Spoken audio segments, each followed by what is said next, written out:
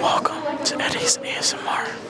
Today we're going to be eating pancakes, sausage, and yes, Eddie, could you lift it up? hear the sizzle.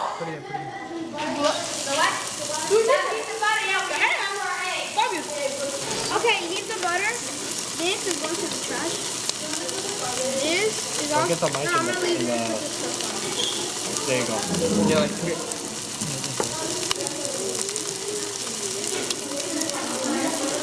Hi, I'm Gianna, and I'm here with. Ms. Hernandez. What made you start this cooking club? I started the cooking club because I love cooking so much and it brings me so much joy, so I wanted to give that joy to others. What's your favorite part about working in the kitchen with all these students? I just love seeing them in action and creating these recipes from scratch. How do you think their cooking abilities are going so far? Honestly, I'm surprised by their cooking abilities and their listening skills. They're doing awesome. What's your favorite, breakfast, lunch, or dinner? I love dinner. When we created pasta from scratch, that was my favorite.